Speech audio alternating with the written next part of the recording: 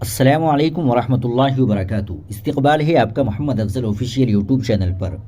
ناظرین کرام، یوگی نے پولیٹیکل اسلام کو خطرہ کیوں بتایا؟ اتر پردیش کے وزیر اعلیٰ یوگی آدتیہ ناتھ نے حال ہی میں گورکھپور میں RSS کے 100 سالہ تقریبات کے موقع پر منعقدہ ایک پروگرام سے خطاب کرتے ہوئے دعویٰ کیا کہ سیاسی اسلام ایک بڑا خطرہ ہے جس کا مقصد ہندوستان کی آبادی کو تبدیل کرنا ہے۔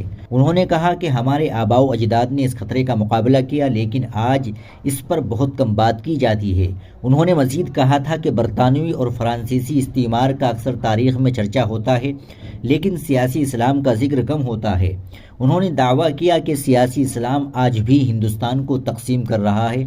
تفرقہ انگیز بیان۔ سیاسی اسلام کو ایک بڑے خطرے کے طور پر پیش کرنا، خاص طور پر ایک مذہبی گروہ کا غالب نظریہ، معاشرے میں تقسیم کو فروغ دے سکتا ہے۔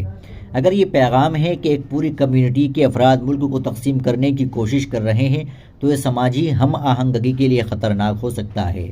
کچھ دعوے جیسا کہ حلال سرٹیفکیشن کے نام پر اکٹھا کیے گئے 25,000 کروڑ دہشت گردی اور محبت جہاد کے لیے استعمال کیے گئے ہیں، تاہم ذرائع جامع ڈیٹا یا ان دعووں کا متوازن تجزیہ عوامی طور پر ظاہر نہیں کیا گیا۔ ایسے دعوے بغیر ثبوت کے سماجی خوف اور نفرت کو ہوا دے سکتے ہیں۔ یہ مضمون خاص طور پر چونکہ یہ انتخابی موسم کے دوران شائع ہوا ہے، سیاسی مقاصد کے لیے مذہبی مخالف پولرائزیشن کو ہوا دینے کا امکان ہے۔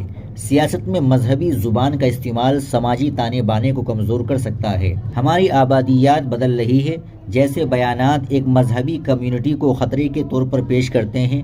یہ پیغام خوف کی فضا پیدا کر سکتا ہے اور اقلیتی برادریوں میں عدم تحفظ کا احساس پیدا کر سکتا ہے۔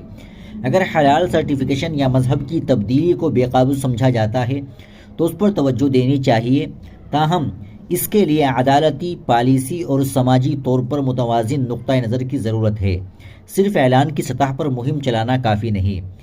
بہار میں انتخابی عمل جاری ہے، حالانکہ BJP کے کئی لیڈر پہلے ہی اشتعال انگیز بیانات دے چکے ہیں۔ BJP MP گری راج سنگھ نے بہار میں ایک تقریب میں کہا کہ BJP کو غداروں کا ووٹ نہیں چاہیے۔ انہوں نے یہ بیان مسلمانوں کو نشانہ بناتے ہوئے دیا۔ اسی طرح ایک اور BJP MP اشوک یادو نے کہا کہ اگر مسلمان مودی سے نفرت کرتے ہیں تو انہیں توبہ کرنی چاہیے اور کسی بھی سرکاری اسکیم کا فائدہ اٹھانے سے باز رہنا چاہیے، کیونکہ مودی کی سرکاری اسکیمیں سب کے لیے ہے۔ ہندوستان ایک متنوع کثیر مذہبی ملک ہے، جہاں مذہبی اور سماجی ہم آہنگی کو برقرار رکھنا بہت ضروری ہے۔